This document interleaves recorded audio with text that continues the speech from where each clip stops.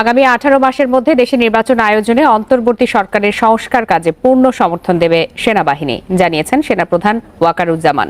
শেখ পরিবারের কেউ বাংলাদেশে রাজনীতি করতে পারার কোনো অধিকার রাখেন না। শেখ পরিবার যেহেতু এই টোটাল ফ্যাসিবাদী শাসন ব্যবস্থা কায়েমের নেতৃত্ব দিয়েছেন, শেখ পরিবারের কেউ বাংলাদেশে রাজনীতি করতে পারার কোনো অধিকার রাখেন না। সেনাপ্রধানের দেওয়া সময় ফ্রেমে সজীব ওয়াজেদ জয় সন্তুষ্ট কেন? আমরা কিন্তু এইটাই বলছিলাম যে প্রত্যেকটা দিন যাচ্ছে আওয়ামী লীগ তার ক্ষতি পুষায় নিচ্ছে, কিন্তু জনগণের ক্ষতি কিন্তু যা করা তা করে ফেলেছে। আমাদের সজীব ওয়াজেদ জয় ভাগ্নে অনেক খুশি। সেনাবাহিনীর সিদ্ধান্ত নিয়েছেন যে 18 মাসের মধ্যে নির্বাচন হবে। এই সিদ্ধান্তে খুশি হওয়ার কারণটা কি?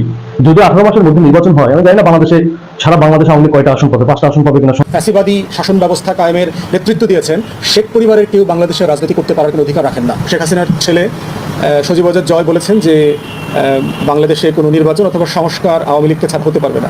প্রশ্ন হচ্ছে যে ফ্যাসিবাদীদের পরামর্শে অথবা যারা বেনিফিশিয়ারি, যারা বাংলাদেশের টাকা লুট করে বিলিয়নস অফ ডলার পাচার করেছে, তাদের পরামর্শ অথবা প্রস্তাবনায় বাংলাদেশ রাষ্ট্র চলবে না। বাংলাদেশ রাষ্ট্র চলবে বাংলাদেশের মানুষ যারা ফ্যাসিবাদ বিরোধী আন্দোলন করেছে, রক্ত দিয়েছে, সংগ্রাম করেছে এবং বেগম লক্ষ্মণ সেনকে পালাতে বাধ্য করেছে, তাদের কথায়। আওয়ামী লীগের ব্যাপারে আমাদের সুস্পষ্ট বক্তব্য হচ্ছে যে একটা জাতীয় কমিশন করতে হবে। আওয়ামী লীগ জাতীয় পার্টি এবং 14 দলের রাজনৈতিক ভবিষ্যৎ কী হবে সেই ব্যাপারে জনগণের মতামত নিতে হবে, যে তারা কি আদৌ বাংলাদেশে রাজনীতি করতে পারবেন, তারা কি আদৌ নির্বাচন করতে পারবেন। তারা এই ভুয়া এবং রাতের নির্বাচনের মাধ্যমে যেভাবে বাংলাদেশের হাজার হাজার কোটি টাকা লুটপাটের সুযোগ পেয়েছেন, দেশের মানুষকে গণতন্ত্র এবং ভোট থেকে বঞ্চিত করেছেন, তাদের একটা শাস্তি কী হবে। তারা বাংলাদেশে মানবতা বিরোধী অপরাধ, গণহত্যা করেছেন, বাংলাদেশের জনগণের উপরে গুম খুনের সাথে জড়িত ছিলেন, হাজার হাজার কোটি টাকা লুটপাট করেছেন, সেটা শাস্তি কী হবে।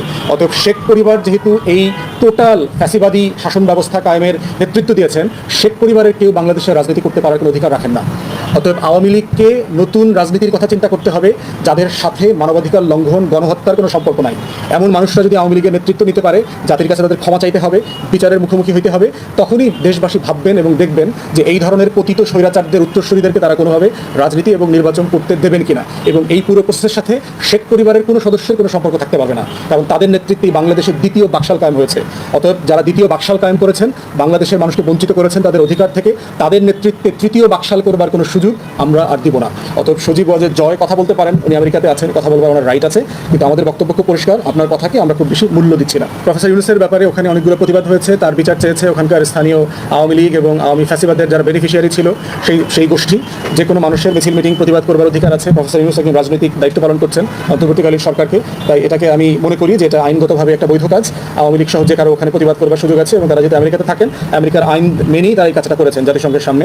এবং শুধু এই সময় না, বিভিন্ন সময় ওখানে বিভিন্ন দেশের সরকার প্রধানরা যখন যান, বিভিন্ন ইস্যুতে, বিভিন্ন দাবি দাওয়াতে সারা পৃথিবীর মানুষ ওখানে যার যার রাষ্ট্রের ব্যাপারে তারা প্রতিবাদ করেন, তারা ওখানে মানববন্ধন করেন, স্লোগান দেন। এই ঘটনাগুলো ঘটেছে এবং এটা নিন্দনীয় কিছু না, এটা হতেই পারে, যে কারো এটা করবার রাইট আছে বলে আমরা মনে করি।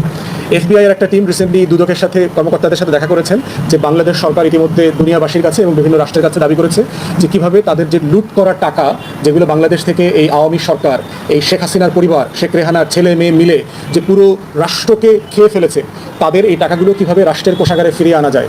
সম্প্রতি আমরা দেখলাম যে রূপপুর পারমাণবিক কেন্দ্রে, যেখানে ওখান থেকে $5 বিলিয়ন মালয়েশিয়ার একটা অ্যাকাউন্ট থেকে তারা এই শেখ পরিবারের কাছে দিয়েছে, এটা তদন্ত হওয়া দরকার।